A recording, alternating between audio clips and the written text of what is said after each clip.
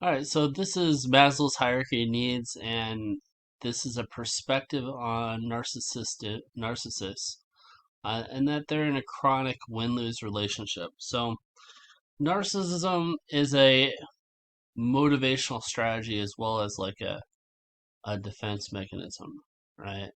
So a lot of times I've heard stories that resonate with what I've seen, which is people at an early age are have a narcissistic tendency.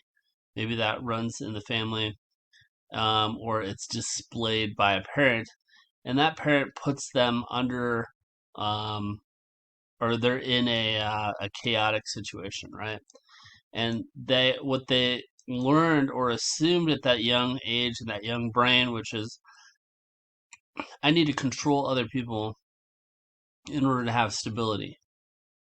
And you maybe benchmark or role model people who grabbed esteem needs from controlling other people and manipulating other people. And so you role model that, okay, so this is how I'm happy if I control other people. This is how I'm happy by controlling other people. I'm safe and I feel important. And so in relation, so people become a means to an end at this point.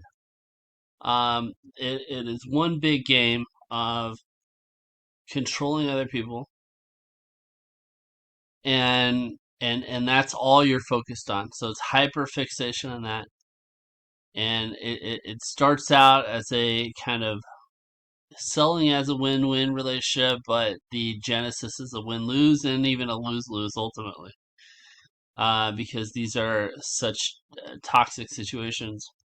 But you can see that with the fixation on these two needs and how they are executed in a win-lose way, just constantly, right? So you are constantly forcing, no matter who the other person is, it's a win-lose situation, total domination, total control, um, to the point where it overrides your empathy, right? So, you have a social need for other people, you have a self-actualization to um, serve other people, to connect with their state. But when the narcissist goes dark and uses pain to control people and gets pleasure off of that, you're actually overwhelming your one need for the other need, right? So you're compromising your social needs for your distortion of your esteem and your safety needs, right?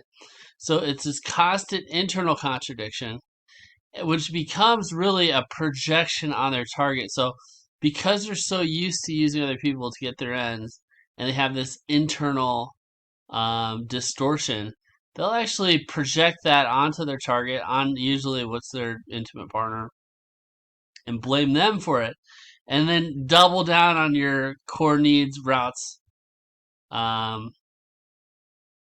and it just gets worse and worse and worse. So it is definitely a maladaptive thing. Not a lot of people can. Um, I would say it's extremely rare to arrest the cycle and stop the cycle. But if you can recognize it as you being on the other end of it, you can just recognize that this is what's happening, and you can extricate yourself from it. I would like people to explore narcissism just because it's like so common. Probably 20% of the population is narcissistic. Explore this at an early age so this momentum doesn't build up, because it just becomes more and more and more destructive and less fulfilling. So that is the narcissist developmental distortion, the hyperfixation on importance and safety and control as a means to meet those needs, and and it becomes like a drug.